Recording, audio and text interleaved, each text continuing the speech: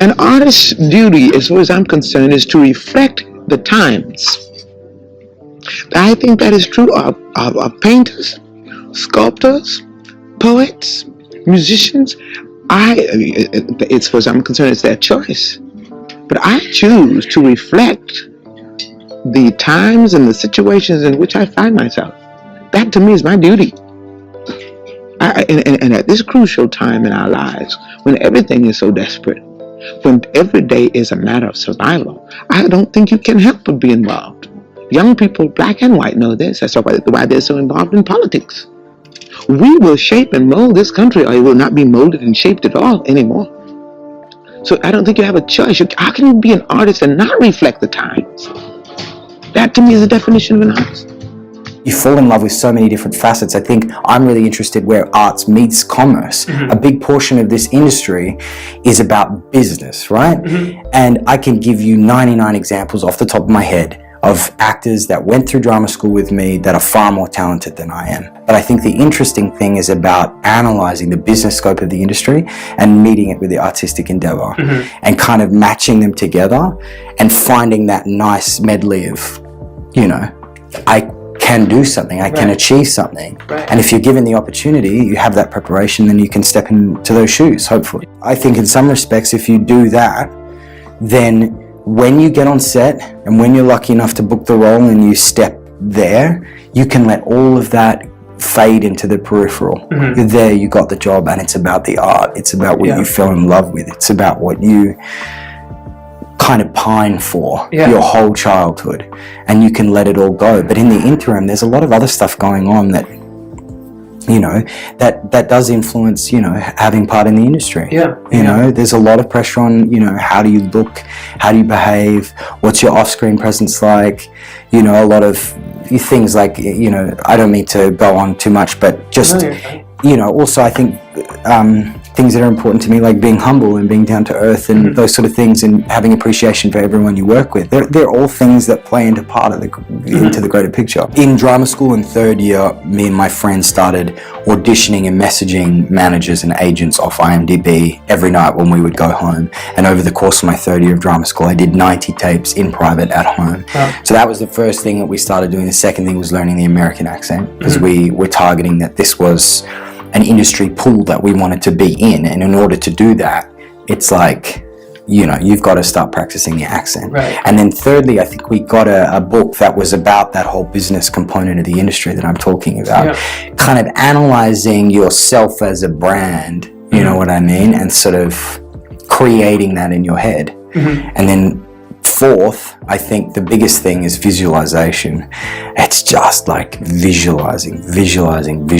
Where do you want to go? Where do you want to be? Visualize yourself taking those steps. And I don't want to get too meta about it, but I think it does play a big part, you know, in where you're going. I think it's important to stand out and make bold decisions. And I think there's not enough people in the world that encourage that for artists. And I think for me at home in Perth, which is where I am most of the time in Western Australia, you have to kind of take a leap of faith, especially in the self-taping kind of world with those parameters. And getting that audition the morning when I did the tape, it's kind of like, how do I step up to the plate and do something really different and unique, and that has me stand out and separate it from Dacre, everyday Dacre. Sometimes being told you can't do can fuel the fire. I think in some ways there's some people who I think are resilient in a certain sense, that being told no or you can't or not, like I failed drama. I got asked to leave drama school 3 times. I think my biggest obstacle was actually getting over myself, getting over my ego, and growing up. And all 3 of those things played into the craft portion of my career and my technique, or whatever you want to call it. I work an hour on Place Alone in terms of what do I usually do in that room? Where's my favorite place? If it's a new room to me, I ask my partner, what is in your room? What do we see outside of these windows? Where's your kitchen? Where's your John? Did your mother make these pillows? I don't know, I'm making this up. But I do all and not only do I talk about it, but I walk around in it. I touch things. And I sit and see what I would do in this room. And then put the scene on its feet and go moment to moment. Why do you come into the room? What do you see there? Where would you head? Are you invited to sit down? Do you find your own place? Does she take your things? Do I take mine? And in that way, the scene evolves. The difficulty in it is to know the stages of disillusionment, anger, whatever you want to put on it, and not to judge how much it should move in on you. Work solely for whatever you use as a substitution for that psychological sense of betrayal. Isn't that what it is? Yeah. And translate that to this circumstance, to this Jerry, to these lines. Don't determine how it will grow, that it's got to grow or that it's got to go up and down. Leave it alone and really go. And if you open yourself up to only that reality, if you whisper, it's okay. If you shout, it's okay. Don't determine which it will be.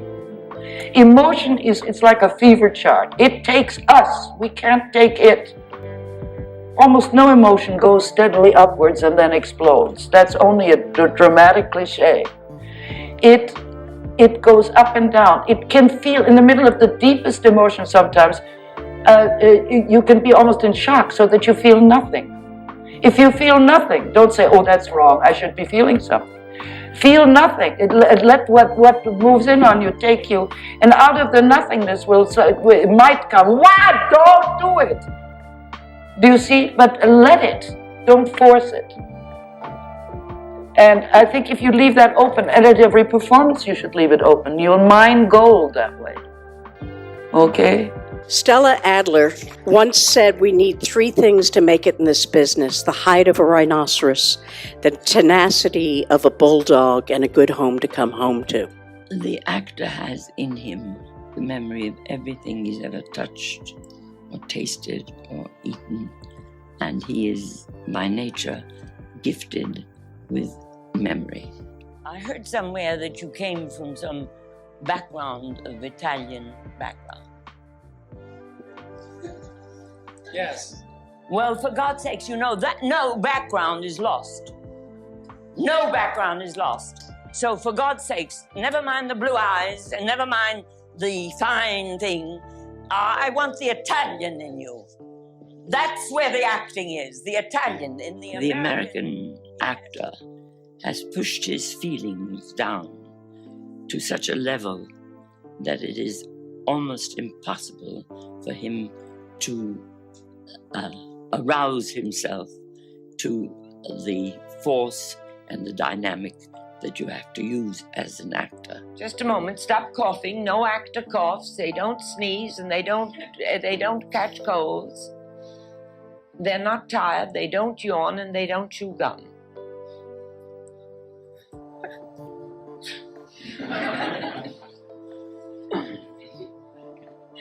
So, the craft of acting has been developed into being like the craft of music or architecture.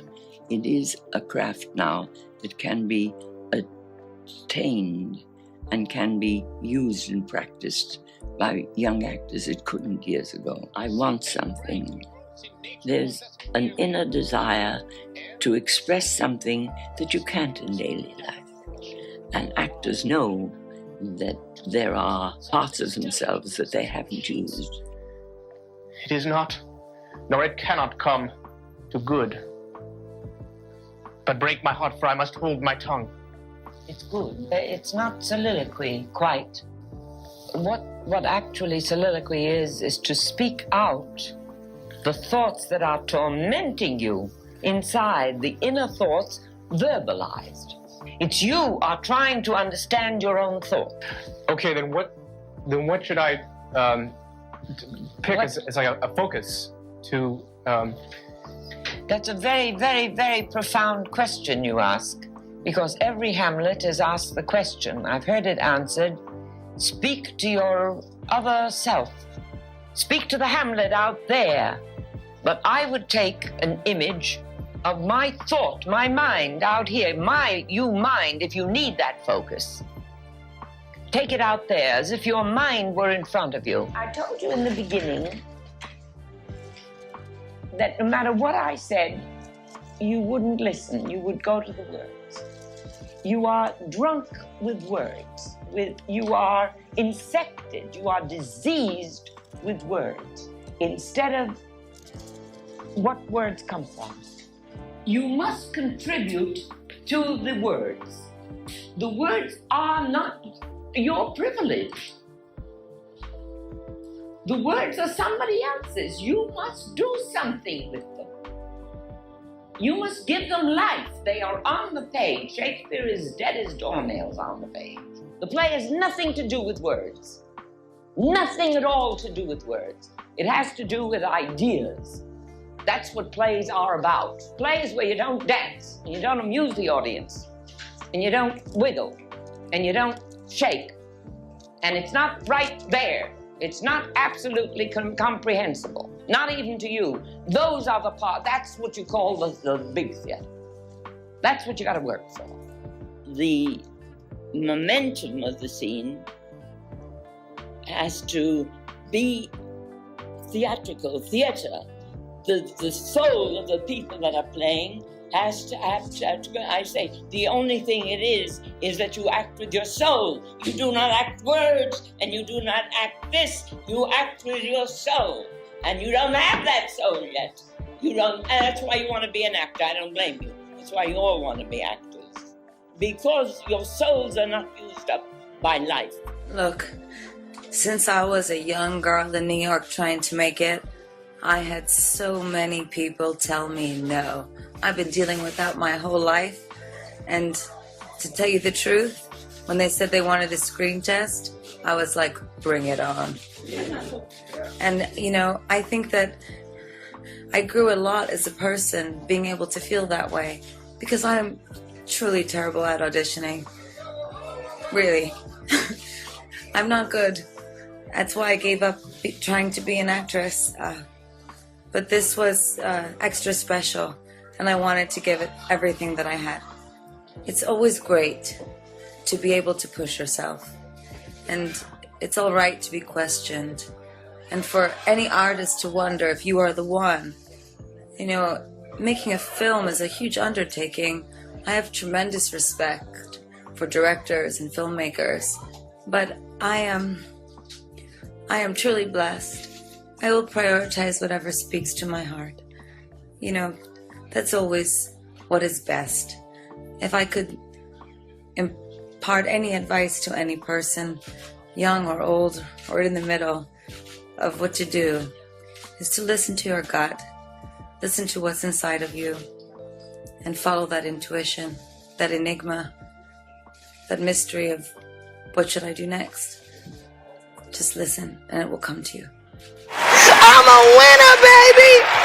Thank you to the Most High for this divine moment. And you know who I want to thank? I want to thank me for believing in me and doing what they said I could not do. And I want to say to myself in front of all you beautiful people, go on, girl, with your bad self. You did that. Finally, I accept this award on behalf of every black and brown woman who has gone unheard yet over-policed, like Glenda Cleveland, like Sandra Bland, like Breonna Taylor. As an artist, my job is to speak truth to power, and baby, I'm gonna do it to the day I die. Mama, I won!